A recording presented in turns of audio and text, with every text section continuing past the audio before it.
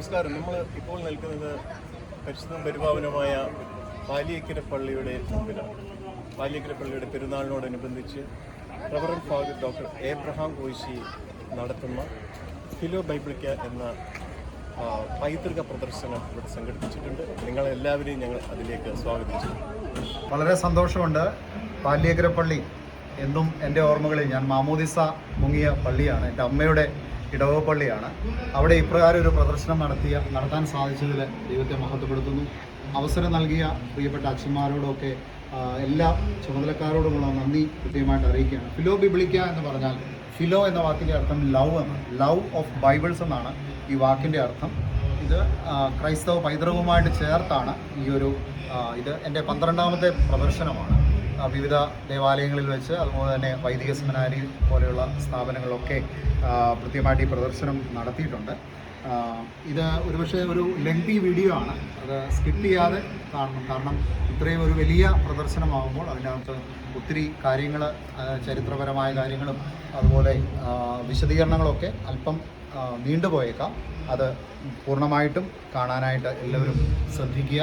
പ്രത്യേകിച്ച് ഈ ഒരു അവസരം ലഭിച്ചതിൽ ദൈവത്തെ മഹത്വപ്പെടുത്തുന്നു. പാലിയേക്കര ഇടവകയുടെ എല്ലാ ചുമതലക്കാരോടുമുള്ള നന്ദി, സ്നേഹം കൃത്യമായിട്ട് അറിയിക്കുന്നു.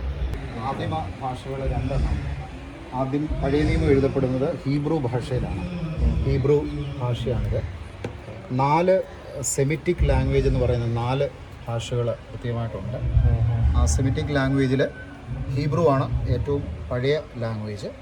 അതുപോലെ തന്നെ അറബിക്ക്, സുറിയാനി, അറമായിക്ക്, ഈ നാല് ഭാഷയും വലത്തുനിന്ന് ഇടത്തേക്കാണ് എഴുതുന്നത്. അത് ഇപ്പോൾ ഇവിടെ ഹീബ്രുവും സിറിയക്കും അറബിക്കും ഇവിടെയുണ്ട്. ഈ ഹീബ്രു ഭാഷയ്ക്കും സിറിയക് ഭാഷയ്ക്കും അറമായിക് ഭാഷയ്ക്കും 22 അക്ഷരങ്ങളാണ്. 119-ാം സങ്കീർത്തനത്തിൻ്റെ തലക്കെട്ട് നോക്കിയാൽ അറിയാം. വോൾ ഓഫ് പേസ് നോമൽ ഗോലത്ത് എന്ന് പറഞ്ഞ് നമുക്കതിനകത്ത് കാണാൻ പറ്റും. അത് ഈ ഹീബ്രു ഭാഷയുടെയും സിറിയക്കിൻ്റെ അറമായിക്കിൻ്റെയും അക്ഷരമാലയാണ് ആ പിന്നെ ഇത് ലാറ്റിൻ വൾഗേറ്റ്, ലാറ്റിൻ തർജ്ജമകൾ ആദ്യം ഉണ്ടാകുമ്പോൾ അതിൻ്റെ ആദ്യത്തെ തർജ്ജമകൾ പുതിയ ഇംഗ്ലീഷ്, പിന്നെ വിവിധ ഭാഷകൾ. ഹീബ്രുവിലും പുതിയ നിയമം ഗ്രീക്കിലുമാണ്. പുതിയ നിയമം ഗ്രീക്കിലുമാണ്.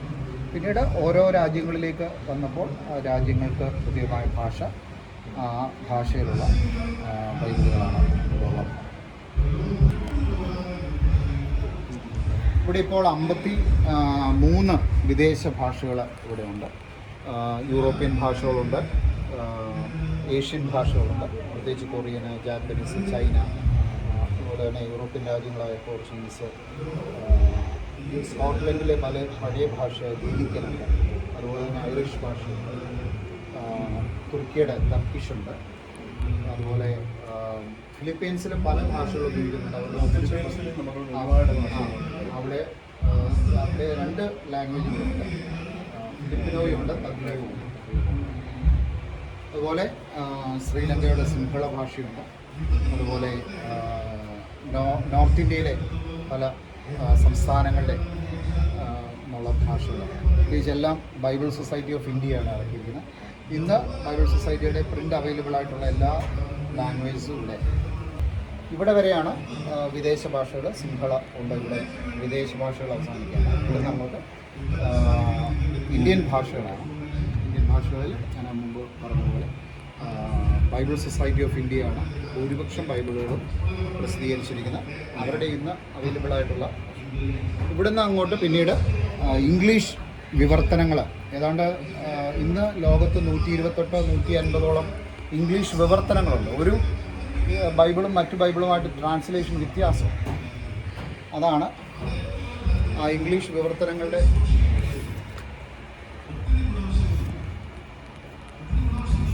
അതുപോലെ തന്നെ പല പേരുകളിൽ ഈ ബൈബിളുകൾ പ്രസിദ്ധീകരിക്കുന്നുണ്ട്. ഇപ്പോൾ റെസ്ക്യൂഡ് ബൈബിളുണ്ട്. ഇത് ട്രൂ ഇമേജസ്, ഇതിൻ്റെ പ്രത്യേകത ഇതിനുള്ളിൽ ഇതിൻ്റെ ഇൻസൈറ്റ്സ് കൂടെ ചേർത്താണ് ഈ ബൈബിള് ഒരുക്കിയിരിക്കുന്നത്. അതുകൊണ്ട് ട്രൂ ഇമേജസ് എന്ന് പറയുന്നത്. ഇത് ഇൻസൈറ്റ്സ് ഉണ്ട് ഇതിനകത്ത്, അതിനെക്കുറിച്ചുള്ള പഠനങ്ങൾ, അതിനെക്കുറിച്ചുള്ള വിശദീകരണങ്ങളൊക്കെ ഓരോ ഭാഗത്ത് അതിങ്ങനെ ഒരു പഠന വിധേയമായിട്ട്. ഈ ബൈബിളിൻ്റെ പ്രത്യേകത പ്രവാസ ലോകത്തിന് വേണ്ടി എഴുതപ്പെട്ട ഒരു ബൈബിളാണ് മൈഗ്രേഷൻ. ഒത്തിരി ബൈബിളുണ്ട്. ഈ വുമൺസ് ബൈബിളുണ്ട്, ഈ അടിമകൾക്ക് വേണ്ടിയുള്ള ബൈബിളുണ്ട്. അപ്പം അങ്ങനെ ഓരോ പോയിൻ്റ് ഓഫ് വ്യൂവിൽ പ്രസിദ്ധീകരിച്ച ബൈബിൾ. അങ്ങനെ ഈ അടുത്ത 23 ഇറങ്ങിയ ഒരു ബൈബിളാണ് മൈഗ്രേഷൻ ബൈബിൾ. അത് പ്രവാസ ലോകത്തുള്ള ആളുകൾ അവരുടെ പോയിൻ്റ് ഓഫ് വ്യൂവിൽ ബൈബിളിനെ എങ്ങനെ വ്യാഖ്യാനിക്കാമെന്നതിനെ കുറിച്ചിട്ടുള്ള ഇതാണ്. പിന്നീട് അങ്ങനെ കാത്തലിക് യൂത്ത് ബൈബിളുണ്ട്, അതുപോലെ തന്നെ അപ്പോക്രിഫ ബൈബിളുണ്ട്, അങ്ങനെ വിവിധ തരത്തിലുള്ള ബൈബിൾ. ഈ ബൈബിളിൻ്റെ പ്രത്യേകത കിങ് ജെയിംസ് വേർഷൻ പഴയ വേർഷനാണ്. പക്ഷേങ്കിൽ ഇതിൻ്റെ അകത്ത് സുവിശേഷ ഭാഗങ്ങളിൽ ക്രിസ്തു പറഞ്ഞിരിക്കുന്നതെല്ലാം റെഡ് ലെറ്ററിലാണ്. റെഡ് ലെറ്റർ ബൈബിൾ എന്നാണ് അതിനെ പറയുന്നത്. ക്രിസ്തു പറഞ്ഞിരിക്കുന്ന മുഴുവൻ വാക്യങ്ങളും ചുവന്ന അക്ഷരത്തിലാണ് പ്രിൻ്റ് ചെയ്തിരിക്കുന്നത്. അതുകൊണ്ട് റെഡ് ലെറ്റർ ബൈബിൾ എന്നാണ് അതിനെ വിളിക്കുന്നത്. ഇത് കിങ് ജെയിംസിൻ്റെ ഒരു ഇതാണ്. 1611 കിങ് ജെയിംസ് എന്ന് പറയുന്ന രാജാവാണ്, ബ്രിട്ടീഷ് രാജാവാണ് ഈ ബൈബിളിനൊരു ഒരു കാനോൻ ഉണ്ടാക്കി. പഴയ കാനോനുണ്ട്, പക്ഷേ ഒരു സെറ്റ് ഓഫ് ബുക്സ് ഇങ്ങനെ ആയിരിക്കണം എന്നുള്ളത് അതിൻ്റെ ഇതാണ്. 1611 ആ ബൈബിള് പ്രസിദ്ധീകരിക്കുന്നത്. കിങ് ജെയിംസ് ആണ്. അതിൻ്റെ ഫസ്റ്റ് പേജ് അവിടെ ഇരിപ്പുണ്ട്, ഞാനത് പിന്നീട് കാണിക്കാം. നസ്രാണീസ് എന്ന് പറഞ്ഞാൽ ഇതിനകത്ത് കേരളത്തിലെ എല്ലാ പള്ളികളെക്കുറിച്ചും ഒരു പഠനമാണ്. ഇതിനകത്ത് പാല്യക്കര പള്ളിയുണ്ട്, പാല്യക്കര പള്ളിയുടെ ചുവർ ചിത്രങ്ങളെക്കുറിച്ചും ഇതിനകത്ത് പഠനമുണ്ട്. മാമോദീസ തൊട്ടിയെക്കുറിച്ച് ഇതിനകത്ത് പരാമർശമുണ്ട്. ഇതൊരു detailed study, Christianity in Kerala, India, ഒരു ഡീറ്റെയിൽഡ് സ്റ്റഡിയാണ് ഇത്. ജോർജ് മേനാശ്ശേരി എന്ന് പറയുന്ന തൃശ്ശൂർ ഉള്ള ഒരു വ്യക്തിയാണ് ഇതിൻ്റെ പിന്നിൽ പ്രവർത്തിച്ചത്. ചെങ്ങന്നൂപ്പള്ളിയുടെ കുരിശിൻ്റെ ഇതാണ്. അതുപോലെ തന്നെ മദ്ബഹയുടെ ചുവർ ചിത്രങ്ങൾ ഒക്കെ ഇതിനകത്ത് രേഖപ്പെടുത്തിയിട്ടുണ്ട്.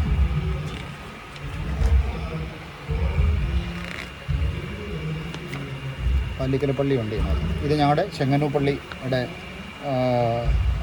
ഇതാണ്, തൂണുകളിലൊക്കെയുള്ള പടങ്ങളാണ്. നമ്മുടെ പാല്ലിക്കര പള്ളിയുടെ അതാണ്, പാല്ലിക്കര പള്ളിയുടെയും ഇതിനകത്തുണ്ട്. ഇത് ഇതും പാല്ലിക്കര പള്ളി. ഇത് പെയിൻറ് ചെയ്യുന്നതിന് മുമ്പുള്ള ധൂപക്കുറ്റികളാണ്. ഇത് യെരുശലേം സഭ അതിൻ്റെ ഒരു റെപ്ലിക്കയാണ്. ഇത്രയും വലിപ്പമുണ്ട് ഈ ധൂപക്കുറ്റിക്ക്, പക്ഷേ അതിൻ്റെ ഒരു റെപ്ലിക്കയാണ്. നമുക്ക് വലിയ ഇത് വാങ്ങുമ്പോൾ അതിൻ്റേതായ ഒരു ഇത് വരുന്നതുകൊണ്ട് ഇത് ഒറിജിനൽ റഷ്യൻ ധൂപക്കുറ്റിയാണ്. പുറത്തുനിന്ന് വരാൻ ഇത് റഷ്യനാണ്. ഇതും അതിൻ്റെ ഒരു റെപ്ലിക്ക, ഇതിൻ്റെ ഒരു ചെറിയ രൂപമാണ്. ഇത് റഷ്യൻ ഓർത്തഡോക്സ് ഭവനങ്ങളിൽ ധൂപം അർപ്പിക്കുന്ന അവർ ഭവനങ്ങളിൽ തന്നെ ഈ ഐക്കൺസ്, ഇവിടെ ഐക്കൺസ് ഉണ്ട്. ഐക്കൺസിന് മുമ്പിൽ ഈ 2 വിളക്കുകൾ ഇങ്ങനെ വെച്ച്, ഇത് വിളക്ക് കത്തിക്കാവുന്നതാണ്. ഇതിനകത്ത് തിരി വെച്ചിട്ട് ഇത് കത്തിച്ച് വെച്ച് അവർ ഇതിനകത്ത് ധൂപമിട്ട് അവർ വീട്ടിലുകളിൽ ധൂപം വയ്ക്കും. അതിൻ്റെയുള്ള ഒരു ധൂപക്കുറ്റിയാണ്. കുന്തിരിക്ക പാത്രം, സാധാരണ നമ്മൾ ഉപയോഗിക്കുന്ന കുന്തിരിക്ക പാത്രമാണ്. ഇതിനകത്ത് സ്പൂണയിലും ഇങ്ങനെയുള്ള റഷ്യൻ കുന്തിരിക്ക പാത്രം ഈസ്റ്റേൺ ഓർത്തഡോക്സ് സഭകൾ ഉപയോഗിക്കുന്നു. പിന്നെ ഇത് പൂജാപാത്രങ്ങളാണ്. നമ്മൾ മദ്ബഹായിൽ ഉപയോഗിക്കുന്ന പൂജാപാത്രം. ഇത് ഈസ്റ്റേൺ ഓർത്തഡോക്സ് ബൈസെൻറ്റിയൻ ചർച്ചസ് എന്ന് പറയും. 2 ടൈപ്പ് ചർച്ചസ് ഉണ്ട്. ഓറിയൻ്റൽ ഓർത്തഡോക്സ് ചർച്ചസുണ്ട്, ബൈസെൻറ്റിയൻ ചർച്ചസുണ്ട്. അതിൽ ബൈസെൻറ്റിയൻ ചർച്ചസ് ഉപയോഗിക്കുന്ന പൂജാപാത്രം, അവരുടെ അമീറ ഈ കുർബാനയ്ക്ക് ഉപയോഗിക്കുന്ന അപ്പത്തിന് നല്ല ഉയരമാണ്. അത് ഒരു ബണ്ണ് പോലെ ബേക്ക് ചെയ്തെടുക്കുന്നതാണ്. അത് മുറിക്കാനായിട്ട് ഉപയോഗിക്കുന്ന കത്തിയാണ്. ഇതുപയോഗിച്ചാണ് അവർ മുറിക്കുന്നത്, കൈകൊണ്ടല്ല. ഇത് മുറിച്ചാണ് ഇത്. അതുപോലെ തന്നെ ഇതിൽ ശരീര രക്തങ്ങളോ ഇതെടുക്കാൻ രക്തം എടുക്കാനായിട്ട് ഉപയോഗിക്കുന്നതാണ്. ഇത് സാധാരണ നമ്മൾ മർത്തോമാ സഭ, ആംഗ്ലിക്കൻ സഭ, ഓർത്തഡോക്സ് സഭ ഒക്കെ ഉപയോഗിക്കുന്ന. ഇത് കാത്തലിക് ഇതാണ്, കാത്തലിക് അവരാണ് ചെറിയ. ഇത് വിവിധ രാജ്യങ്ങളിലുള്ള സുഗന്ധദ്രവ്യങ്ങളാണ്. പ്രത്യേകിച്ച് ബൈബിളിൽ പരാമർശിക്കുന്ന പൊന്ന്, മൂര്, കുന്തിരിക്കം 3 വസ്തുക്കളാണ് ക്രിസ്തുവിന് കൊണ്ട് കാഴ്ചവെക്കുന്നത്. മൂര് സൂചിപ്പിക്കുന്നത് ക്രിസ്തുവിൻ്റെ കബറടക്കവുമായിട്ട് ബന്ധപ്പെട്ടു. മൂര് പ്രധാനമായിട്ടും ആ കാലങ്ങളിൽ ഉപയോഗിച്ചിരുന്നത് എംബാം ചെയ്യാനായിരുന്നു, ശവങ്ങൾ എംബാം ചെയ്യാൻ. അതായത് നമുക്കറിയാം ഈജിപ്ഷ്യൻ മമ്മീസ് ഉണ്ട്, അവർക്ക് എംബാം ചെയ്യാൻ വേണ്ടിയാണ് മൂര്. മണം ഉണ്ട്, ഒരു സ്മെല്ലുണ്ട് ഇതിന്. കുന്തിരിക്കം പോലെ തന്നെ ഏകദേശം. ഇത് നർദീൻ തൈലം ഉണ്ടാക്കുന്ന നർദാണ്. നർദീൻ തൈലം ഇതിൽ നിന്നാണ്. പാപിനിയായ സ്ത്രീ കൊണ്ടുവന്ന് ഭർത്താവിൻ്റെ കാലിൽ അഭിഷേകം ചെയ്ത നർദീൻ തൈലം, അന്നത്തെ കാലത്തെ നർദീൻ. അതുപോലെ തന്നെ വേദോത്സവത്തിൽ പരാമർശിക്കുന്ന ഒരു ഇതാണ് ഗുൽഗുലു. ക്രിസ്തുവിനെ കബറടക്കുമ്പോഴും അൽവാറ മൂരും, അതായത് മൂരും അലോവേര, ഇന്ന് നമ്മൾ പറയുന്ന അലോവേര എന്ന് പറയുന്ന അത് മിക്സ് ചെയ്തൊരു തൈലം കൊണ്ടാണ് ഈ നിക്കോദിമോസ് കർത്താവിനെ പൊതിയുന്നത്. അത് ഈ മൂര് ഉപയോഗിച്ചാണ്. ഇത് യെരുശലേമിൽ നിന്നുള്ള വിവിധ സ്മെല്ലാണ്, ഓരോ സ്മെല്ലുള്ള. ഇത് കസ്തൂരിയാണ്, മസ്ക് എന്ന് പറയുന്ന കസ്തൂരിയാണ്. അതിൻ്റെ ഓരോ ഇത് സ്മെല്ല് മൂറോൻ്റെ ഉണ്ട്, അതുപോലെ തന്നെ ജാസ്മിനുണ്ട്, അത് നർദീനുണ്ട്, വിവിധ സ്മെല്ല്. ഇത് ഓരോ രാജ്യങ്ങളിൽ നിന്നുള്ള കുന്തിരിക്കങ്ങളാണ്. ഇന്ത്യനുണ്ട്, ഒമാനുണ്ട്, റഷ്യനുണ്ട്, ഫ്രഞ്ചുണ്ട്, സുഡാനുണ്ട്, എത്യോപ്യ ഉണ്ട്. ഇത് മൗണ്ടാദോസ് എന്ന് പറയുന്ന മൗണ്ടാദോസിലെയാണ്. ഇവരുടെ ഏതാണ്ട് 32 വെറൈറ്റി കുന്തിരിക്കങ്ങളുണ്ട്. അവരാണ് ഞാൻ പറഞ്ഞ അത് അവർ ഈ ഭവനങ്ങളിൽ അതാണ് ഉപയോഗിക്കുന്നത്, അവർക്കത് വാങ്ങാനായിട്ട്. ഈ ഒരു സെക്ഷൻ ജൂയിഷ് ട്രഡീഷനാണ്. ഇത് ജ്യൂസ് തങ്ങളുടെ ആരാധനാ സമയത്ത് ഉപയോഗിക്കുന്ന ഒരു വസ്ത്രമാണ്. ഇതാണ് അവരുടെ ആരാധനാ വസ്ത്രങ്ങൾ. അവരുടെ ഒരു ഷോഫാർ ഉണ്ടാകും, അവരുടെ ഈ ഷാൾ അതുപോലെ തന്നെ കിപ്പ എന്ന് പറയുന്ന അവരുടെ തൊപ്പി. ആ ഒരു തൊപ്പി ഇല്ലാതെ ഇത് നമ്മുടെ പാരമ്പര്യത്തിൽ ഇപ്പോഴ് നമ്മുടെ തിരുമേനിമാർ വിശുദ്ധ കുർബാന ചൊല്ലുമ്പോൾ അവരുടെ മസ്നബ്സായുടെ അടിയിൽ ഇതുപോലെ ഒരു തൊപ്പി ഉണ്ടാകും. നമ്മൾ കാണുന്നില്ല എന്നുള്ളത്. അതൊരു യഹൂദ പാരമ്പര്യത്തിൽ നിന്ന് വന്ന ഒരിതാണ്. ഇത് മെനോറയാണ്, അവരുടെ 7 ഇതുള്ള വിളക്കെന്ന് നമ്മൾ പാട്ടിലൊക്കെ കേൾക്കുന്ന മെനോറയാണ്. ഇത് ജൂയിഷ് ബൈബിൾ എന്ന് പറഞ്ഞാൽ പഴയ നിയമത്തിലെ പുസ്തകങ്ങൾ ചേർത്ത തനാക്ക് എന്നാണ് ഇതിൻ്റെ പേര്. അതായത് തോറായിലെ 5 പുസ്തകങ്ങളും അതുപോലെ തന്നെ ഈ പ്രവാചക ഗ്രന്ഥങ്ങളും എല്ലാം കൂടെ ചേർന്നാണ്. ഇതവരുടെ സ്ക്രോളാണ്. അത് ആരാധനയ്ക്ക് അവർ ഇപ്പോഴും ഇത് നൂർത്താണ് അവർ വായിക്കുന്നത്. ക്രിസ്തു വന്നിട്ട് ദേവാലയത്തിൽ വന്ന യെശയ്യാവിൻ്റെ ചുരുള് എടുത്തു എന്ന് പറഞ്ഞാൽ അത് ഇപ്പോഴും അവരുടെ ഞാൻ ആരാധനയിൽ പങ്കെടുത്തിട്ടുണ്ട്. അവരിപ്പോഴും ഇത് തുറന്നാണ് റബായിമാർ, അവരുടെ റാബി എന്നാണ് അവരുടെ അച്ഛന്മാരെ വിളിക്കുന്നത്. അവരിത് തുറന്നാണ്. ഇത് ഷോഫാർ ആരാധന തുടങ്ങുന്നതിന് മുമ്പ് കുഴൽ ഊതുന്ന. ഇത് വിവിധ മലകളിൽ നിന്നുള്ള കല്ലുകളാണ്. ഞാൻ 2009 ഇസ്രായേലിൽ പോയത്. ആ സമയത്ത് കളക്ട് ചെയ്ത കല്ലുകളാണ്. ഇത് ഒറിജിനൽ ഒലിവ്. ഞങ്ങൾ ഓശാന പാടിക്കൊണ്ട് ഒലിവുമലയെന്ന് ഓശാനയ്ക്ക് പോയ അന്നത്തെ ഒലിവാണ്. 2009 അതുപോലെ ചെങ്കടൽ, ഗലീല, ആ തടാകങ്ങളിൽ നിന്ന് ശേഖരിച്ച വെള്ളം. ഇത് മറിയമിൻ്റെ ഭവനത്തിൽ ഒരു കിണറുണ്ട് നസ്രയത്തിൽ, ആ ഒരു കിണറ്റിലെ വെള്ളമാണ്. പിന്നെ ഈ കല്ലിന് ഒരു പ്രത്യേകത, ഇത് സീനായ് മലയിലെ കല്ലാണ്. ഈ കല്ലിൻ്റെ പ്രത്യേകത, ഈ കല്ല് മുൾപടർപ്പ് പ്രത്യക്ഷപ്പെട്ട സ്ഥലത്തെയാണ്. ഈ കല്ല് എങ്ങനെ പൊട്ടിച്ചാലും ഇതിൽ മുൾപടർപ്പ് വരും. മുൾപടർപ്പിൻ്റെ ഒരു ചിത്രം തെളിഞ്ഞു വരും. ഇത് അങ്ങനെ ഒരു സ്പെഷ്യാലിറ്റി ഉള്ളൊരു കല്ലാണ്. ഇത് സീനായ് മല എന്നുള്ളതാണ്. ഒരുപാട് ഇസ്രായേലിൽ പോകുന്ന ആളുകളുടെ എല്ലാ വീടുകളിൽ ഇത് കാണാൻ സാധ്യതയുണ്ട്. ഇത് ചെപ്പേടുകൾ എന്ന് പറയും. ഒരു കാലത്ത് അധികാരങ്ങൾ കൈമാറിയിരുന്ന ഇരുമ്പ് കോപ്പർ പ്ലേറ്റുകളിലായിരുന്നു. ആ കോപ്പർ ചെപ്പേടുകളെന്ന് സൺഡേ സ്കൂളൊക്കെ പഠിക്കുന്ന ചെപ്പേടുകൾ. ഇത് യഹൂദ ചെപ്പേടാണ്. നമ്മുടെ തരീശ പള്ളി ചെപ്പേടുണ്ട്. അങ്ങനെയുള്ള ചെപ്പേടുകളാണ്. ചെപ്പേടുകളുടെ ഒരു റെപ്ലിക്കയാണ്. കാനായിലെ അവിടെ നിന്ന് നമ്മൾ വാങ്ങുന്ന വീഞ്ഞാണ്. ഈ വേദപുസ്തകത്തിൽ പരാമർശിക്കുന്ന വിവിധ പാത്രങ്ങൾ, നമ്മൾ ചിത്രങ്ങളിലൊക്കെ കാണുന്ന പാത്രങ്ങൾ ബിബ്ലിക്കൽ പോട്ടറിയാണ്. അതിൻ്റെ റെപ്ലിക്കാസാണ്. ഇത് അന്ത്യത്താഴ മേശയിലൊക്കെ ഇത് 10 കന്യമാരുടെ വിളക്ക് അതിൻ്റെ റെപ്ലിക്കയാണ്. ഇവിടെ നിന്ന് അടുത്ത സെക്ഷൻ ഐക്കൺസ് ആണ്. ഐക്കൺസ് എന്ന് പറഞ്ഞാൽ ഓർത്തഡോക്സ് ചിത്രങ്ങളാണ്. നമ്മൾ സാധാരണ കാണുന്ന ചിത്രങ്ങളൊക്കെ ഈ റോമനൈസേഷന് ശേഷമുള്ള ചിത്രങ്ങളാണ്. അത് പാലിയേക്കര പള്ളിയിലെ ചിത്രമാണ്. ഒരു വർഷം ബാബ തിരുമേനി ആ ഐക്കണാണ് എല്ലാവർക്കും അയച്ചത്. ബാബ തിരുമേനി അയച്ചൊരു കാർഡാണ്. ഇത് ഗ്രീക്ക് ഐക്കൺസ് ആണ്. ഇത് മർത്തോമാ സ്ലീഹായും ക്രിസ്തുവും കൂടെയുള്ള ഐക്കണാണ്. ഇത് ഗോൾഡ് ടിൻറ്റഡ് ഇതായിട്ടുള്ള ഐക്കൺസ് ആണ്. എൻ്റെ ഒരു സുഹൃത്ത് ഗ്രീസിൽ നിന്ന് അയച്ചു തരുന്ന പടങ്ങളാണ്. ഇത് കല്ലാണ്. കല്ലിൽ ഞാൻ അയർലൻഡിലുണ്ടായിരുന്നപ്പോൾ എനിക്ക് പ്രസൻറ്റ് കാണാം. ഇത് ഇവിടെ നിന്ന് ഇനി അങ്ങോട്ട് കന്യാമറിയാമിൻ്റെ ഓരോ കന്യാമറിയാമിൻ്റെയും ക്രിസ്തുവിൻ്റെ ഓരോ രാജ്യങ്ങളിൽ അവരെങ്ങനെ കന്യാമറിയാമിനെ കാണും. അതിൻ്റെ ഒരു ചിത്രീകരണമാണ്. വിവിധ മുഗൾ തൊട്ട് ഇന്ത്യൻ കൾച്ചർ തൊട്ട്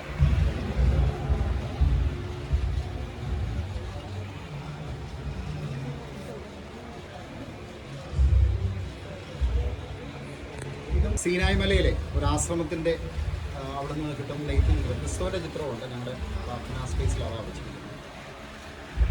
ഇത് ക്രിസ്തുവിൻ്റെ മുൾക്കിരീടത്തിൻ്റെ ഒരു മാതൃകയാണ്. നമ്മൾ ഇസ്രായേലിൽ ചെല്ലുമ്പോൾ അവിടെ വാങ്ങാൻ കിട്ടുന്ന ഒരു മാതൃകയാണ്.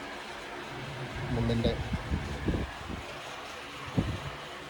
വിവിധ രാജ്യങ്ങൾ. ഇതൊരു വീഞ്ഞു പാത്രമാണ്, തുർക്കിയിലെ ഒരു വീഞ്ഞു പാത്രമാണ്. ഇത് അതിൻ്റെ റെപ്ലിക്കയാണ്. ഇതിൻ്റെ ഏതാണ്ട് ഒരു 1.5 അടി ഉയരമുണ്ട്. ഇതിങ്ങനെ ഒരു കയ്യിൽ കയറ്റി ഇവിടെ തോളത്തിട്ടിട്ട് ഇതിൽ നിന്ന് വീഞ്ഞിങ്ങനെ പകർന്നു കൊടുക്കുന്ന ഒരു ഇതാണ്.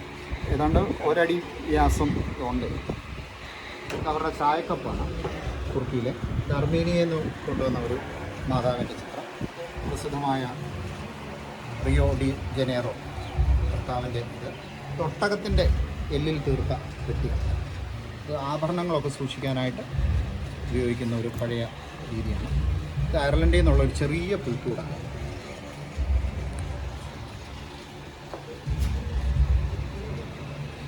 പരാഗ്വേയിലെ ഒരു വളരെ പ്രസിദ്ധമായ ഒരു ഒത്തിരി മധ്യസ്ഥതയുള്ള ഒരു ഇൻഫൻറ്റ് ജീസസ്, ബാലനായ ക്രിസ്തു, 12-ാം വയസ്സിൽ ദേവാലയത്തിൽ ബാലനായ ക്രിസ്തു, മാലാഖമാരുടെ ഓരോ രാജ്യങ്ങളിൽ നിന്നുള്ളതാണ്. ഇത് വളരെ പ്രധാനപ്പെട്ട ഒരു സംഗതിയാണ്.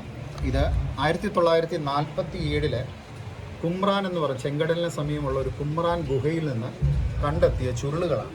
അവിടെ ഒരു ഇടയബാലൻ പോയിട്ട് ഈ ആടുകളെ മേയിച്ചുകൊണ്ടിരുന്നപ്പോൾ അവനിങ്ങനെ ചുമ്മാ ഒരു ഗുഹയിലേക്ക് ഇങ്ങനെ കല്ലെറിഞ്ഞപ്പം ശബ്ദം കേട്ടു. ഈ കുപ്പിയിലിങ്ങനെ ചെന്ന് ആ നോക്കിയപ്പോൾ ഇതുപോലെയുള്ള ഭരണികൾ, ഇതതിൻ്റെ റെപ്ലിക്കയാണ്, അമേരിക്കൻ മെയ്ഡാണ്. അതിൻ്റെ ഉള്ളിലിങ്ങനെ ചുരുളുകൾ, നീണ്ട ചുരുളുകളുണ്ടായിരുന്നു. അത് ഈ തോലിലാണ്, ഇത് തോലാണ്, ആടിൻ്റെ തോലാണ്. ഈ തോലിൽ എഴുതി പരസ്പരം സ്റ്റിച്ച് ചെയ്ത് ഇതേപോലെ നീളത്തിൽ ഇങ്ങനെ വലിയ ചുരുളുകളായിട്ട് അതിനകത്ത് വെച്ചിരുന്നു. അതാണ് പിന്നീട് ആധികാരികമായിട്ട് യെശയ്യാ പ്രവചനവും പ്രവചന പുസ്തകങ്ങളൊക്കെ അതിനകത്തുനിന്ന് കിട്ടുന്നത്. ഈ ചുരുളിൽ നേരത്തെ തന്നെ തർജ്ജമ ചെയ്തിട്ടുണ്ടെങ്കിലും ഇച്ചിരി കൂടെ ആധികാരികമായിട്ട് പഠിക്കാനുള്ള ഒരു അവസരം അവർക്ക് കിട്ടി. ഇതെല്ലാം പുരാതന എഴുത്ത് സമ്പ്രദായങ്ങളാണ്. അടുത്തായിട്ട് ഇത് ഇവിടെ കാണുന്നത് ഈ പേപ്പറസ് ആണ്. പേപ്പറസ് എന്ന് പറയുന്നത് ചാവുകൾ, ഈ നൈൽ നദിയുടെ തീരത്തുണ്ടാകുന്ന ഒരു ഞാങ്ങണ പോലെ ഒരു ചെടിയാണ്. അതിൻ്റെ തണ്ട് ഉപയോഗിച്ച് ഉണ്ടാക്കുന്ന ഒരു ഇതാണ്. അതിൻ്റെ തണ്ടാണിത്. ആ തണ്ട് ചതച്ച് ഊടും പാവും നെയ്തുണ്ടാക്കുന്ന പേപ്പറാണ്. പുതിയ നിയമം ആദ്യകാലങ്ങളിൽ എഴുതപ്പെട്ടത് ആ തണ്ട് ഈ പേപ്പറിലാണ്. പേപ്പറസ് എന്ന് പറയുന്നത് അതിൻ്റെ ഫോട്ടോസാണ്. മലയാളത്തിലെ ആദ്യത്തെ ബൈബിളാണ് റംബാൻ ബൈബിൾ. ഇത് നമ്മൾ ചരിത്രം പലപ്പോഴും വിസ്മരിച്ച് കളയുന്ന ആ വ്യക്തിയാണ് കായംകുളം ഫിലിപ്പോസ് റംബാൻ. കായംകുളം ഫിലിപ്പോസ് റംബാനാണ് ആദ്യമായിട്ട് മലയാളത്തിൽ ബൈബിൾ എഴുതുന്നത്. അത് ഈ മലയാള ഭാഷയിൽ എന്നിട്ട് അത് ബോംബെ കൊറിയർ പ്രസ്സിൽ കൊണ്ടുവന്ന് അച്ചുകൂടം ഉണ്ടാക്കി അച്ചിലടിച്ച ബൈബിളിൻ്റെ ഒറിജിനൽ വേർഷനാണിത്. കൊറിയർ പ്രസ്സിൽ 1811 അത് അടിക്കുന്നത്. അതിനുശേഷം ഇതിപ്പോൾ അതേ കായംകുളം ഫിലിപ്പോസ് റംബാനെ കബറടക്കിയിട്ടുള്ള അടൂര് കണ്ണങ്കോട് പള്ളിക്കാർ പിന്നീട് മലയാളം പഴയ തമിഴ് കളർന്ന ഒരു മലയാളമാണ് ഇതിനകത്ത്. അത് നമ്മൾ നോർമലി വായിക്കുന്ന ഒരു ഫ്ലോ നമുക്ക് കിട്ടത്തില്ല. ഇതാണ് റംബാൻ ബൈബിൾ, ഏറ്റവും പഴയത്. അതുപോലെ തന്നെ ഇത് ആണ് ഞാൻ പറഞ്ഞത്. സാധാരണ ഇന്ന് ഉപയോഗിക്കുന്ന വേദോത്സവം, ബൈബിൾ സൊസൈറ്റിയുടെ വേദോത്സവത്തിൽ 66 പുസ്തകങ്ങൾ.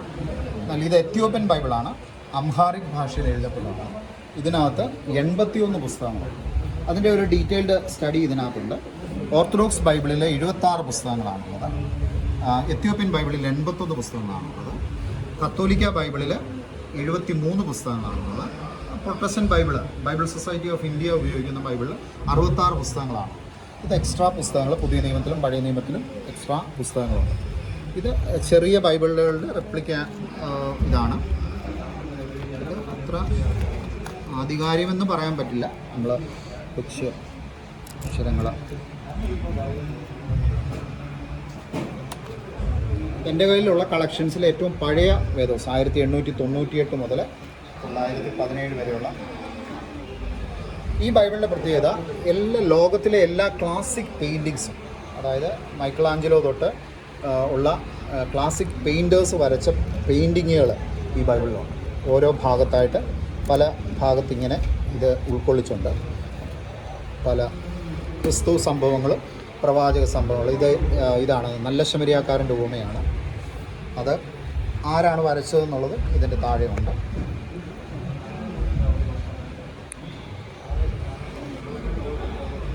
ഇത് മലയാളത്തിലെ 10 വിവർത്തനങ്ങളാണ്. മലയാളത്തിൽ ബൈബിള് നമ്മൾ സാധാരണ ഉപയോഗിക്കുന്ന ബൈബിൾ സൊസൈറ്റിയുടെ ഒരു ബൈബിൾ മാത്രമേ പലപ്പോഴും നമ്മൾ കണ്ടിട്ടുള്ളൂ. എന്നാൽ ഇതാണ് ഓർത്തഡോക്സ് സഭ ഉപയോഗിക്കേണ്ട ഒരു ബൈബിള്. ഇത് പെഷീത്ത ബൈബിൾ എന്ന് പറയും. ഇത് കണിയാമ്പറമ്പിൽ കോർപ്പിസ്കോപ്പയാണ് മലയാളം. നമ്മുടെ തർജിമ നടന്നുകൊണ്ടിരിക്കുന്നു. ഇത് കണിയാമ്പറമ്പിൽ കോർപ്പിസ്കോപ്പ എഴുതിയ സുറിയാനിൽ നിന്ന് പെഷീത്ത. ഈ സുറിയാനി ഇതിൻ്റെ ഒറിജിനൽ സുറിയാനി ബൈബിളാണ് അവിടെ ഇരിക്കുന്നത്. അതിൽ നിന്ന് ഇങ്ങോട്ട് തർജ്ജിമ ചെയ്ത ബൈബിളാണ് ഇത് പെഷീത്ത ബൈബിൾ, അല്ലെങ്കിൽ ഇത് വിശുദ്ധ ഗ്രന്ഥം എന്ന് പറയും. ഇത് പിന്നെ നമുക്കറിയാം ബിലീവേഴ്സ് ചർച്ച് ഇറക്കിയിട്ടുണ്ട്. സത്യം എന്ന് പറയുന്ന ഒരു തിരുവല്ല ബേസ് ചെയ്തൊരു ആത്മീയ സംഘടന പബ്ലിഷേഴ്സാണ്. അതുതന്നെ കത്തോലിക്ക സഭയുടെ ഓശാന ബൈബിളുണ്ട്. ജോസഫ് പുലിക്കുന്നേൽ പറയുന്ന വ്യക്തി എഴുതുക. അത് കത്തോലിക്ക സഭ ഔദ്യോഗികമായിട്ട് അംഗീകരിക്കുന്നില്ല. കത്തോലിക്ക സഭ അംഗീകരിക്കുന്ന ബൈബിള് POC ബൈബിളാണ്. അതുപോലെ കുട്ടികളുടെ ബൈബിള്. അശ്മൂനി ചരിതങ്ങൾ എന്നുള്ള പുസ്തകം സാധാരണയായി മക്കാബി പുസ്തകം കത്തോലിക്ക ബൈബിളിൽ 2 മക്കാബി പുസ്തകം വരെയുള്ളൂ. എന്നാൽ ഓർത്തഡോക്സ് ബൈബിളിൽ 4 എണ്ണമുണ്ട്. എത്യോപ്യൻ ബൈബിളിൽ 6 എണ്ണമുണ്ട്. പക്ഷെങ്കിൽ 1 മുതൽ 8 വരെയുള്ള മക്കാബി പുസ്തകങ്ങൾ ചേർത്തിപ്പോൾ പെരിങ്ങനാട് പള്ളി പ്രസിദ്ധീകരിച്ച ഒരു വേദപുസ്തകമാണിത്. മക്കാബി പുസ്തകം മാത്രം 1 മുതൽ 8 വരെയുള്ള മക്കാബി പുസ്തകമുള്ള ഒരു പുസ്തകമാണിത്. 1 മക്കാബിയർ, 2 മക്കാബിയർ, 4 മക്കാബിയർ, അങ്ങനെ 8 മക്കാബിയർ വരെയുള്ള ഒരു പുസ്തകമാണിത്. ഇത് കുട്ടികൾക്ക് പഠിക്കാൻ വേണ്ടി കുട്ടികളുടെ ബൈബിള്. എവങ്കേലിയോനാണ്. ഇതിൻ്റെ പ്രത്യേകത ഓരോ സുവിശേഷകരുടെ ഐക്കണ്, ഇത് എഴുതിയ സുവിശേഷകരുടെ ഐക്കൺ ഇതിനകത്ത് ഓരോ ഇതിൽ കൊടുത്തിട്ടുണ്ട്. എഴുതിയ ആളിൻ്റെ പടമാണ്. സുവിശേഷം എഴുതുന്ന ആളിൻ്റെ റഷ്യൻ ഇതാണ്. ഇത് ഓസ്ട്രേലിയൻ സർക്കാർ കാതോലിക്ക ബാബയെ ആദരിക്കാൻ തൊട്ടോണം ഇറക്കിയ ഓസ്ട്രേലിയൻ സ്റ്റാമ്പാണ്. ഇത് പോസ്റ്റ് വന്നതാണ്, പക്ഷേ ഇന്ത്യ പോസ്റ്റുകാരത് ഇൻട്രഡക്ഷൻ ആവശ്യമാണ്. കുരിശുകൾ ഇവിടെ വെച്ചിരിക്കുന്ന കുരിശുകൾ 4 തരത്തിലുള്ള കുരിശുകളാണ്. അതിൽ ഒന്നാമത്തെ തരം എന്ന് പറയുന്നത് ഓറിയൻ്റൽ ഓർത്തഡോക്സ് കുരിശുകളാണ്. ഓറിയൻ്റൽ ഓർത്തഡോക്സ് സഭകളുടെ കുരിശ് 6 ഓറിയൻ്റൽ ഓർത്തഡോക്സ് സഭകളാണ്. ഇന്ത്യൻ ഓർത്തഡോക്സ് സഭ ഓറിയൻ്റൽ ഓർത്തഡോക്സ് സഭകളാണ്, സഭകളിൽ ഉൾപ്പെട്ടതാണ്. ഒന്നാമത് അർമീനിയൻ, കോപ്റ്റിക്, എത്യോപ്യൻ, എറിത്രിയൻ, അതുപോലെ തന്നെ ഇന്ത്യൻ, സിറിയൻ, ഇങ്ങനെ 6 സഭകളാണുള്ളത്. അതുപോലെ തന്നെ ബൈസന്റിയൻ ഓർത്തഡോക്സ് സഭകളുണ്ട്. ഈസ്റ്റേൺ ചർച്ചസ് എന്ന് പറയും. ആ ബൈസന്റിയൻ ചർച്ചസിൻ്റെ കുരിശുകളുണ്ട്. ഇത് എത്യോപ്യൻ ഓർത്തഡോക്സ് സഭയുടെ കുരിശാണ്, അവരുടെ കൈമുത്ത് കുരിശ്. അതുപോലെ പ്രൊസഷൻ ഉപയോഗിക്കുന്ന കുരിശാണ്. പ്രൊസഷനൊക്കെ അവരെ ഉപയോഗിക്കുന്ന സാധാരണ. ഇതാണ് 6 സഭകൾ, ഓറിയൻ്റൽ ഓർത്തഡോക്സ് സഭകൾ. അതെടുത്തിട്ട് താഴെ നിന്ന് എടുക്കാം. അർമീനിയൻ, കോപ്റ്റിക് എന്ന് പറയുന്നത് ഈജിപ്റ്റാണ്. എത്യോപ്യൻ എന്ന് പറയുന്ന ആഫ്രിക്കൻ കൺട്രിയാണെന്നറിയാമല്ലോ. അതുപോലെ തന്നെ എറിത്രിയ എത്യോപ്യയിൽ നിന്ന് പിരിഞ്ഞു പോയൊരു രാജ്യമാണ് അവരുടെ. പിന്നെ ഇന്ത്യൻ സെൻറ്റ് തോമസ് ക്രോസ്, ഇതാണ് ഒറിജിനലി ഇന്ത്യൻ ക്രോസായിട്ട് നമ്മൾ കരുതേണ്ടത്. ഇത് സിറിയൻ ക്രോസ്. ഇത് കോപ്റ്റിക്, ഈജിപ്തിലുള്ള സഭകൾ ഉപയോഗിക്കുന്ന കൈമുത്തിന് ഉപയോഗിക്കുന്ന കുരിശ്. ഇത് തിരുമേനിമാരും അച്ഛന്മാരും ഒക്കെ ഉപയോഗിക്കുന്ന പെൻഡൻറ്റുകളാണ്, കുർബാനയ്ക്കൊക്കെ ഇടുന്ന പെൻഡൻറ്റാണ്. കൈമുത്ത് കുരിശുകളാണ്. ഇവിടെ അങ്ങോട്ട് ബൈസന്റിയൻ കുരിശുകളാണ്. ഇത് ഈസ്റ്റേൺ ഓർത്തഡോക്സ് പാട്രിയാർക്കിൻ്റെ കുരിശാണ്. അതുപോലെ തന്നെ ഇത് ബൈസന്റിയൻ ക്രോസിനൊരു പ്രത്യേകതയുണ്ട്. അതിന് 3 ഇത് താഴോട്ടൊരു മാൾട്ടീസ്, അതുപോലെ റഷ്യൻ ഓർത്തഡോക്സ് കുരിശാണ്.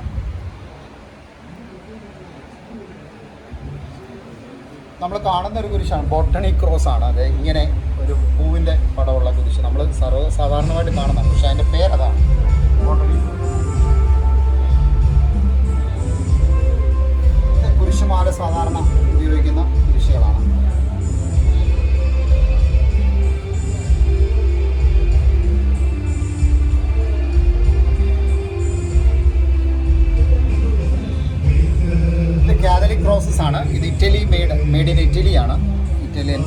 മെയ്ഡാണ്. ഇനി ഇവിടെ അങ്ങോട്ട് കാതലിക് ക്രോസസ് ആണ്. ഒത്തിരി വെറൈറ്റി ഓഫ് ക്രോസസ് ആണ് കാതലിക് ക്രോസസ് ഉള്ളത്. ട്രീ ഓഫ് ലൈഫ് അല്ലെങ്കിൽ തീംസ് ക്രോസ് എന്ന് പറയും. കർത്താവിനെ തറച്ച് 6 ഇഞ്ച് നീളമുള്ള ആണി അതിൽ തീർത്ത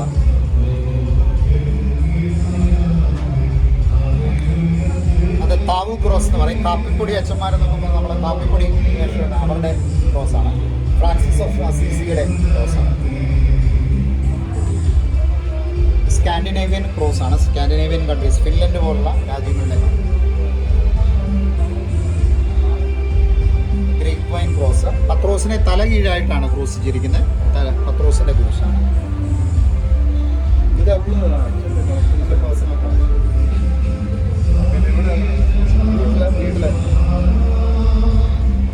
ഞാൻ ലാസ്റ്റ് 2 വർഷം അയർലൻഡിലായിരുന്നു. അയർലൻഡിലാണ് ഒത്തിരി വെറൈറ്റി ക്രോസ്. ഇത് സെൻറ്റ് ബ്രിജറ്റ്സ് ക്രോസ് എന്ന് പറയും. ഇത് കച്ചിയാണ്, കച്ചി കൊണ്ടുണ്ടാക്കുന്ന അവരുടെ ഒരു കാർഷിക ഇതാണ്.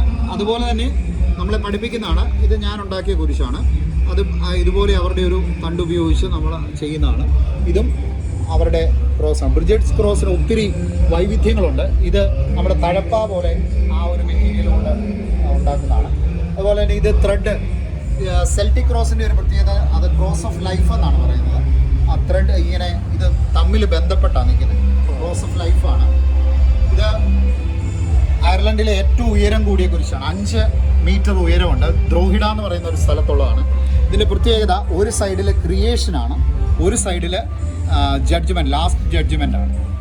നമുക്ക് വ്യക്തമായിട്ട് കാണാം ആ കുരിശ് അവിടെ. ഇത് ജഡ്ജ്മെൻ്റ് ആണ്, ഇത് ക്രിയേഷനാണ്. ദൈവം സൃഷ്ടി നടത്തുന്നതിൻ്റെ അത് നല്ല ഉയരത്തിലാണ് നിൽക്കുന്നത്. നല്ല രസമാണ് ആ കുരിശ് കാണാൻ. കല്ലിൽ കൊത്തി വെച്ചിരിക്കുന്നത് അതിൻ്റെ റെപ്ലിക്കയാണ്. ഇത് ഒരു ഇന്ത്യൻ മെയ്ഡാണ്. അത് ഈ അടുത്ത സമയത്ത് എൻ്റെ ശ്രദ്ധയിൽപ്പെട്ടതാണ്.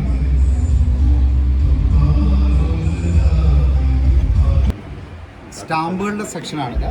ഇന്ത്യ ഇറക്കുന്ന ആദ്യത്തെ ക്രിസ്ത്യൻ സ്റ്റാമ്പാണിത്. 1964 ഇന്ത്യ ഗവൺമെൻറ് ഇറക്കിയ ബർത്തോമാസ് ലീഹായുടെ 1900 ഓർമ്മ പ്രമാണിച്ചിറക്കിയത്. അതിനുശേഷം പിന്നെ അതുപോലെ തന്നെ മൈക്കിൾ ആഞ്ചലോ വരച്ച ക്രിയേഷൻ്റെ പടം അതുപോലെ ഇന്ത്യ ഗവൺമെൻറ് ഇറക്കിയിട്ടുണ്ട്. പിന്നെ ക്രിസ്മസ് സ്റ്റാമ്പ് ഇന്ത്യ ഗവൺമെൻറ് ഇറക്കിയിട്ടുണ്ട്. ക്രിസ്മസ് പോസ്റ്റ് കാർഡ്സ് ഇറക്കിയിട്ടുണ്ട്. ഇത് പഴയ സെമിനാരിയുടെ 200ാം വാർഷികത്തോടനുബന്ധിച്ച് 2015 പഴയ സെമിനാരിയുടെ സ്റ്റാമ്പ് ഇന്ത്യ പോസ്റ്റ്. ഒരു സ്റ്റാമ്പ് ഇറങ്ങുമ്പോൾ 3 കാര്യങ്ങളാണ്. ഒന്ന്, ഒരു ഫസ്റ്റ് ഡേ കവർ ഉണ്ടാകും, അതിൻ്റെ ഒരു ബ്രോഷർ, ഡീറ്റെയിൽസ് ഉള്ള ഒരു ബ്രോഷർ കാണും, അതുപോലെ തന്നെ സ്റ്റാമ്പും കാണും. ഇത് നാഷണൽ കൗൺസിൽ ഓഫ് ചർച്ചസിൻ്റെ ബൈബിൾ സൊസൈറ്റിയുടെയാണ്.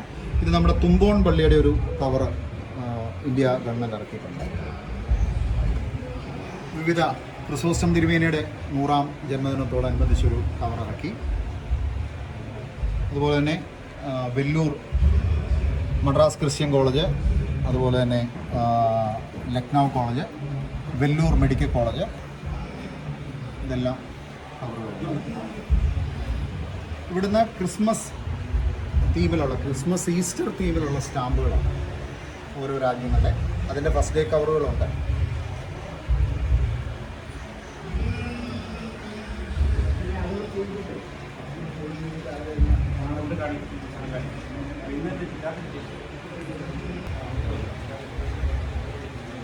ഓരോ രാജ്യങ്ങൾ ഏതാണ്ട് 30-35 രാജ്യങ്ങളോളമുള്ള ക്രിസ്മസ് സ്റ്റാമ്പുകൾ ഉണ്ട്. ക്രിസ്മസ് ഈസ്റ്റർ സ്റ്റാമ്പുകൾ, ക്രിസ്ത്യൻ തീമുള്ള സ്റ്റാമ്പുകൾ. പേപ്പർസ് എന്ന് പറയുന്ന ഇതാണ് ഈ തണ്ട് കൊണ്ടുണ്ടാക്കുന്നത്. അതിൽ എഴുതുന്ന പേനകൾ ഈ മുളന്തണ്ട് പോലുള്ള ഇത് വെച്ചാണ് എഴുതുന്നത്. അന്ന് ആ കാലത്ത് എഴുതപ്പെട്ട ഓരോ പുസ്തകങ്ങളുടെ പേജുകളുടെ ഫോട്ടോസാണ്. ഇത് ഒറിജിനൽ പടമാണ്, പേപ്പർസിൽ വരച്ചതാണ്. അതിൽ ഹാൻഡ് പിക്ചേഴ്സാണ്. ഇത് 10 കൽപ്പനകൾ പേപ്പർസിൽ എഴുതിയിരിക്കുന്നതാണ്. നമ്മളിപ്പം ഇസ്രായേലിൽ ചെല്ലുമ്പോൾ, ഈജിപ്തിൽ ചെല്ലുമ്പോൾ നമുക്ക് വാങ്ങാൻ കിട്ടുന്ന ഇതാണ്. ഇത് പടങ്ങൾ, അതും 10 കൽപ്പനകളാണ്. പേപ്പർ ചിത്രങ്ങളെന്നുള്ളത് ബൈബിളാണ്. അച്ചുകൂടത്തിൽ പ്രിൻ്റ് ചെയ്യുന്ന ആദ്യ ബൈബിളിൻ്റെ ഫസ്റ്റ് പേജാണ്.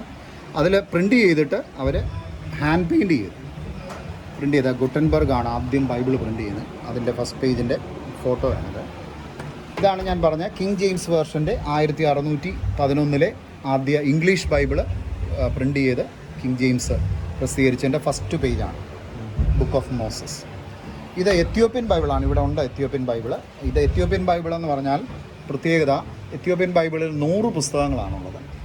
അപ്പോൾ ഏതാണ്ട് 800, ഇപ്പോൾ അത് അവർ 81 പുസ്തകമാക്കിയിട്ടുണ്ട്.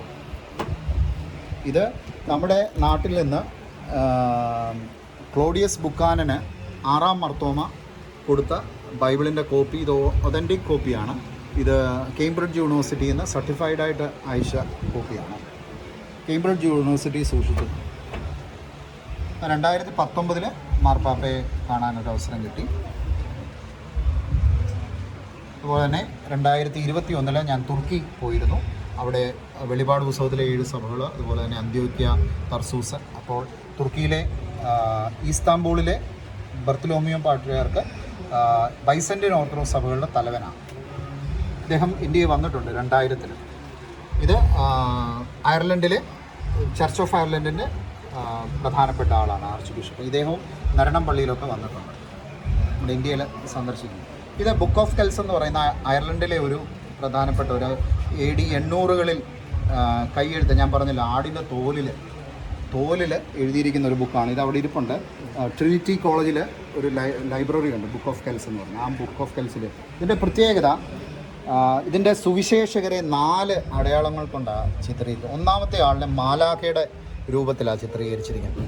വിശുദ്ധ മത്തായിയുടെ സുവിശേഷം മാലാഖയുടെ രൂപത്തിൽ, മർക്കോസിൻ്റെ സുവിശേഷം ഒരു സിംഹത്തിൻ്റെ തലയാണ് അതിൻ്റെ ചിത്രീകരണം, ലൂക്കോസിൻ്റെ സുവിശേഷം ഒരു കാളയുടെ ഇതാണ്, അതുപോലെ തന്നെ യോഹന്നാൻ്റെ സുവിശേഷം കഴുകൻ്റെ രൂപത്തിലാണ്. അപ്പം അങ്ങനെയാണ് ആ ഫസ്റ്റ് പേജിൽ അങ്ങനെയാണ് അത് ചിത്രീകരിച്ചിരിക്കുന്നത്. ഇത് വെളിപാട് പുസ്തകത്തിൽ അതിനെക്കുറിച്ച് പറയുന്നു. ഇത് ഡെക്കറേറ്റീവ് ക്രോസസാണ്, പ്രത്യേകിച്ച് അങ്ങനെ പ്രത്യേകത. ഇത് ഒരു കോപ്റ്റിക് ക്രോസാണ്, ഒരു മാലയാണ്. ഇതിൻ്റെ പ്രത്യേകത, ഇത് തോലിൽ ഒറ്റ നെയ്ത്താണ്, കോപ്റ്റിക്കാണ്. സാധാരണ അച്ഛന്മാർ ഉപയോഗിക്കുന്ന കുരിശുമാലകൾ എന്നുള്ളത്. ഇതെല്ലാം ഡെക്കറേറ്റീവ് ക്രോസസാണ്. ഇതാണ് prayer rope, orthodox prayer rope. അത് ബൈസന്റൈൻ ഓർത്തഡോക്സ് ചർച്ചസിനും ഈ ഓറിയൻ്റൽ ഓർത്തഡോക്സ് ചർച്ചിനും ഉള്ളതാണ്. നമ്മൾ റോസറിക്ക് പകരം നമ്മൾ ഉപയോഗിക്കുന്ന ഒരിതാണ്. ഇതിൻ്റെ എണ്ണത്തിന് പ്രത്യേകതകളുണ്ട്. 13 തൊട്ട് 150 വരെ നോട്ട്, ഇത് നൂലയിൽ നോട്ട് ചെയ്തെടുക്കുക, നമ്മൾ കെട്ടിയെടുക്കുന്ന. പിന്നെ ഇത് 100-ൻ്റെയാണ്, ഇത് 50-ൻ്റെയാണ്, ഇത് 33-ൻ്റെയാണ്. അപ്പോൾ അത് പ്രത്യേകതയുണ്ട് അതിന്. അത് പ്രാർത്ഥന. ഇത് ബിബ്ലിക്കൽ നാണയങ്ങളാണ്. ഇത് 4 കാര്യങ്ങൾക്കാണ് ഈ നാണയം ഉപയോഗിച്ചുകൊണ്ടിരുന്നത്. ഇത് തെരിയൻ ഷേക്കൽ എന്ന് പറയും. ഇത് ദേവാലയ നികുതി കൊടുക്കാനും, അതുപോലെ തന്നെ നാണയം മാറ്റുന്നവർക്ക് എക്സ്ചേഞ്ച് നാണയമായിട്ടും, അതുപോലെ പത്രോസ് മീൻ്റെ വായിൽ നിന്നെടുത്ത എസ്തീറ മത്സ്യം കൊടുത്തു എന്ന് പറയുന്നതും, യൂദ കർത്താവിനെ ഒറ്റിക്കൊടുത്തതിന് വാങ്ങിയ 30 വെള്ളിക്കാശ്, അത് ഈ കോയിൻസ് ആണെന്നാണ് അതിൻ്റെ റെപ്ലിക്കയാണിത്. ഇത് കർത്താവ് ഒരിക്കൽ ടാക്സ് കൊടുക്കുന്നതിനെ പറ്റി ഒരു വിഷയം പരീക്ഷന്മാർ ഉന്നയിക്കുമ്പോൾ ഒരു നാണയം കൊണ്ടുവരാൻ പറയുന്നു. ആ നാണയത്തിൽ 6ടെ മേലെഴുത്താണെന്ന് ചോദിക്കുന്നു. അപ്പോൾ സീസറിൻ്റെ ആണെന്ന് പറയുന്നു, കൈസറിനുള്ള കൈസറിനും ദൈവത്തിനുള്ള ദൈവത്തിനും കൊടുക്കാനായിട്ട് പറയുന്നു. അതുപോലെ ഇത് വിധവ കൊണ്ട് ദേവാലയത്തിൽ ചില്ലിക്കാശ് ഇടുന്നു. ഇത് യഹൂദന്മാരുടെ അവസാനത്തെ നാണയമാണ്. ഈ ഇസ്രയേൽ രാജ്യം റോമാക്കാർ 70 പൂർണ്ണമായിട്ടും കത്തിച്ചു കളഞ്ഞു. അവരുടെ ഒരു വലിയ യുദ്ധമുണ്ടായി, ജൂയിഷ് വാർ ഷേക്കൽ എന്നാണ് പറയുന്നത്. യഹൂദ അന്ന്, പിന്നീട് 1948 ചരിത്രം പറയുന്നത് യഹൂദ. ഇത് റോം ഭരിച്ച സീസർമാരുടെ, ഓരോ സീസർമാർ, ക്രിസ്തുവിന് മുമ്പുള്ള ജൂലിയസ് സീസർ, അഗസ്തൂസ് കൈസർ, അങ്ങനെയുള്ള സീസർമാരുടെ നാണയം. ഇതൊക്കെ വേദോത്സവത്തിൽ പരാമർശിക്കുന്ന സീസർമാരാണ്. ക്ലോഡിയസ് ഈ അപ്പോസ്തലന്മാരുടെ കാലത്ത് നീറോ ചക്രവർത്തിയെക്കുറിച്ച് കേട്ടിട്ടുണ്ട്, ട്രാജനെ കുറിച്ച്. കോൺസ്റ്റന്റൈനാണ് AD 313 ക്രിസ്തു മതത്തിന് സ്വാതന്ത്ര്യം കൊടുക്കുന്നത്. അതുപോലെ തന്നെ നിക്കിയ സിനോസ്, ഇപ്പോൾ നിക്കിയ സിനോസിൻ്റെ 1700-ാം വാർഷികം നമ്മൾ ആഘോഷിച്ചുകൊണ്ടിരിക്കുകയാണ്. ഇത് ഓരോ രാജ്യത്തെ നോട്ടുകളിൽ ക്രിസ്തീയ തീമുള്ള നോട്ടുകളാണ്. ദേവാലയങ്ങളുടെ പടവും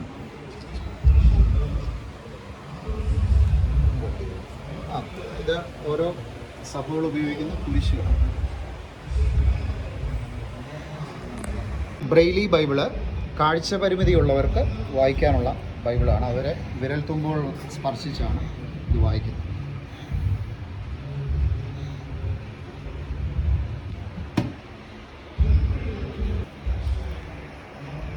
വളരെ സന്തോഷമുണ്ട്. പാല്യേക്കര പള്ളി എന്നും എൻ്റെ ഓർമ്മകളിൽ, ഞാൻ മാമോദിസ മുങ്ങിയ പള്ളിയാണ്, എൻ്റെ അമ്മയുടെ ഇടവക പള്ളിയാണ്. അവിടെ ഇപ്രകാരം ഒരു പ്രദർശനം നടത്താൻ സാധിച്ചതിൽ ദൈവത്തെ മഹത്വപ്പെടുത്തുന്നു. അവസരം നൽകിയ പ്രിയപ്പെട്ട അച്ഛന്മാരോടൊക്കെ എല്ലാ ചുമതലക്കാരോടുമുള്ള നന്ദി കൃത്യമായിട്ട് അറിയിക്കുകയാണ്. ഫിലോ ബിബ്ലിക്ക എന്ന് പറഞ്ഞാൽ, ഫിലോ എന്ന വാക്കിൻ്റെ അർത്ഥം ലവ് എന്ന്, ലവ് ഓഫ് ബൈബിൾസ് എന്നാണ് ഈ വാക്കിൻ്റെ അർത്ഥം. ഇത് ക്രൈസ്തവ പൈതൃകവുമായിട്ട് ചേർത്താണ് ഇത് എൻ്റെ 12ാമത്തെ പ്രദർശനമാണ്. വിവിധ ദേവാലയങ്ങളിൽ വെച്ച്, അതുപോലെ തന്നെ വൈദിക സെമിനാരി പോലെയുള്ള സ്ഥാപനങ്ങളിലൊക്കെ കൃത്യമായിട്ട് ഈ പ്രദർശനം നടത്തിയിട്ടുണ്ട്. ഇത് ഒരുപക്ഷെ ഒരു ലെങ്തി വീഡിയോ ആണ്, അത് സ്കിപ്പ് ചെയ്യാതെ കാണണം. കാരണം ഇത്രയും ഒരു വലിയ പ്രദർശനമാകുമ്പോൾ അതിനകത്ത് ഒത്തിരി കാര്യങ്ങൾ, ചരിത്രപരമായ കാര്യങ്ങളും അതുപോലെ വിശദീകരണങ്ങളൊക്കെ അല്പം നീണ്ടുപോയേക്കാം. അത് പൂർണ്ണമായിട്ടും കാണാനായിട്ട് എല്ലാവരും ശ്രദ്ധിക്കുക. പ്രത്യേകിച്ച് ഈ ഒരു അവസരം ലഭിച്ചതിൽ ദൈവത്തെ മഹത്വപ്പെടുത്തുന്നു. പാല്യേക്കര ഇടവകയുടെ എല്ലാ ചുമതലക്കാരോടുമുള്ള നന്ദി, സ്നേഹം കൃത്യമായിട്ട് അറിയിക്കുന്നു.